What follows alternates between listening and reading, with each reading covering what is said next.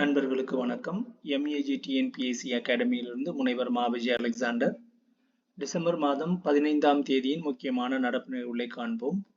செயற்கை நுண்ணறிவு மூலம் இயங்கும் சாட் ஜிபிடி உருவாக்கிய ஓபன் ஏஐயின் நிறுவனம் மீது குற்றம் சாட்டிய முன்னாள் ஊழியரும் இந்திய வம்சாவளியை சேர்ந்தவருமான சுஷிர் பாலாஜி அமெரிக்காவின் சான் பிரான்சிஸ்கோவில் உள்ள அவரது இல்லத்தில் சடலமாக கண்டெடுக்கப்பட்டார். உலகம் முழுவதும் பலராலும் பயன்படுத்தப்படும் சாட் ஜிபிடி ஏஐ மாதிரியை வடிவமைத்த ஓபன் ஏஐ நிறுவனம் அமெரிக்காவின் காப்புரிமை விதிகளை மீறியதாக 3 மாதங்களுக்கு முன்னதாக சுஷிர் பாலாஜி குற்றம் சாட்டியது குறிப்பிடத்தக்கது. பாட்னா, ஆழப்புழா மற்றும் கேந்திரபாரா உள்ளிட்ட 11 மாவட்டங்கள் வெள்ளம் மற்றும் வறட்சியால் பாதிப்புக்கு உள்ளாகும் மிக அதிக அபாயத்தில் உள்ளன என்று 2 ஐஐடிக்களின் அறிக்கை தெரிவிக்கின்றன. இந்தியாவின் மாவட்ட அளவில் பேரிடர் மதிப்பீடு ஐபிசி கட்டமைப்பை பயன்படுத்தி வெள்ளம் மற்றும் வறட்சி அபாயங்களை வரைபடம் ஆக்குதல் என்று பெயரிடப்பட்ட இந்த அறிக்கையில் கூறியிருப்பதாவது: இந்தியாவின் 51 மாவட்டங்கள் மிக அதிக வெள்ள அபாயத்தையும் 118 மாவட்டங்கள் அதிக ஆபத்தையும் எதிர்கொள்கின்றன. அசாம், பீகார், உத்தரப்பிரதேசம், மேற்கு வங்கம், குஜராத், ஒடிசா மற்றும் ஜம்மு காஷ்மீர் ஆகியவை பாதிக்கக்கூடிய பகுதிகளாகும். பீகார், அசாம், ஜார்க்கண்ட், ஒடிசா மற்றும் மகாராஷ்டிரத்தில் உள்ள 91 மாவட்டங்கள் மிக அதிக வறட்சி அபாயத்துடனும் 188 மாவட்டங்கள் அதிக வறட்சி அபாயத்துடனும் உள்ளன. கும்பகோணம் வெற்றிலை உள்ளிட்ட பொருள்களுக்கு புவிசார் குறியீடு பெற்றுத்தர வேண்டும் என மயிலாடுதுறை எம்பி ஆர். சுதா மத்திய அமைச்சர் பியூஷ் கோயலிடம் கோரிக்கை விடுத்தார். அவைகள் விவரம் பின்வருமாறு: கும்பகோணம் வெற்றிலை, வீரமான்குடி அச்சு வெல்லம், சேலம் மாம்பழம், பேராவூரணி தேங்காய் மற்றும் தூத்துக்குடி மக்ரூன் உள்ளிட்ட பாரம்பரியமிக்க பொருள்களுக்கு புவிசார் குறியீடு பெற்றுத்தர பரிந்துரை செய்ய கேட்டுக்கொண்டார்.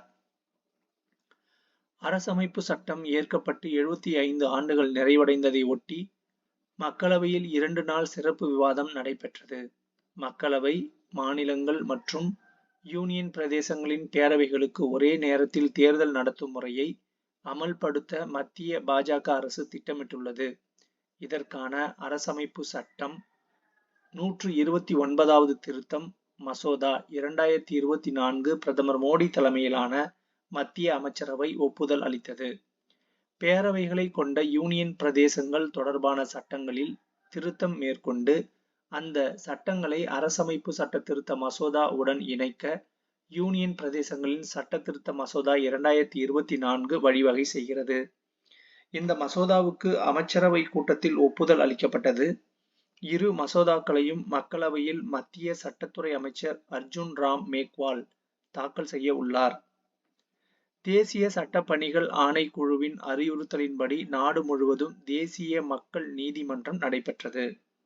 இந்தியாவின் தொழிலக உற்பத்தி கடந்த அக்டோபரில் 3.1% சரிந்துள்ளது. முதன்மை பொருள்களின் உற்பத்தி வளர்ச்சி 11.4%லிருந்து 2.6%ஆகவும், இடைநிலை பொருள்கள் உற்பத்தி வளர்ச்சி 9.5%லிருந்து 3.7%ஆகவும் குறைந்துள்ளன என்று தரவுகள் தெரிவிக்கின்றன. இந்தியாவின் நிலக்கரி இறக்குமதி நடப்பு நிதியாண்டில் ஏப்ரல்-ஆகஸ்ட் காலகட்டத்தில் 11.12 கோடி டன்னாக அதிகரித்துள்ளது. கடந்த 6ஆம் தேதியுடன் முடிவடைந்த வாரத்தில் இந்தியாவின் அந்நிய செலாவணி கையிருப்பு 65,485.7 கோடி டாலர் ஆகும். டாலர் அல்லாத யூரோ, யென் போன்ற பிற செலாவணிகளின் கையிருப்பில் ஏற்படும் ஏற்ற இறக்கங்கள் டாலர் மதிப்பில் கணக்கிடப்படுவது அந்நிய நாணய சொத்துகள் ஆகும். சர்வதேச நிதியத்தில் இந்தியாவின் கையிருப்பு 1.2 கோடி டாலர் அதிகரித்து 426.6 கோடி டாலராக உள்ளது என்று ரிசர்வ் வங்கியின் புள்ளி விவரங்கள் தெரிவிக்கின்றன. பெரியார், ஈவேரா குடும்பத்தில் பிறந்து காங்கிரஸ் தேசிய இயக்கத்தில் கடைசி வரை தீவிர அரசியல் செய்தவர் ஈ.வி.கே.எஸ். இளங்கோவன் ஆவார். பெரியார் ஈவேராவின் அண்ணன் ஈ.வி. கிருஷ்ணசாமியின் மகனும் திமுகவை உருவாக்கிய ஐம்பெரும் தலைவர்களில் ஒருவருமான ஈ.வி.கே. சம்பத்தின் மூத்த மகன் இவராவார். பாதுகாப்பு மற்றும் பயங்கரவாதம் தொடர்பாக இந்தியாவும் இஸ்ரேலும் ஒரே விதமான சவால்களை எதிர்கொள்கின்றன. எனவே இரு நாடுகளுக்கும் இடையே நீடித்த ஒத்துழைப்பு அவசியம் என்று இந்தியாவுக்கான அந்நாட்டின் துணை தூதர் கோபே சோஷானி தெரிவித்துள்ளார். அவசர நிலை அறிவிப்பு விவகாரத்தில் தென் கொரிய அதிபர் யூன் சுக் யோலை பதவி நீக்கம் செய்து அந்த நாட்டு நாடாளுமன்றம் தீர்மானம் நிறைவேற்றியது. பாகிஸ்தானில் மேலும் 4 சிறுவர்களுக்கு போலியோ தொற்று கண்டறியப்பட்டதை தொடர்ந்து இந்த ஆண்டில் மட்டும் அங்கு அந்த நோயால் பாதிக்கப்பட்டவர்களின் எண்ணிக்கை 63ஆக அதிகரித்துள்ளது. ஜார்ஜியாவின் புதிய அதிபராக முன்னாள் கால்பந்து வீரர் மைக்கேல் கவலேஷ்விலி தேர்ந்தெடுக்கப்பட்டுள்ளார். நன்றி.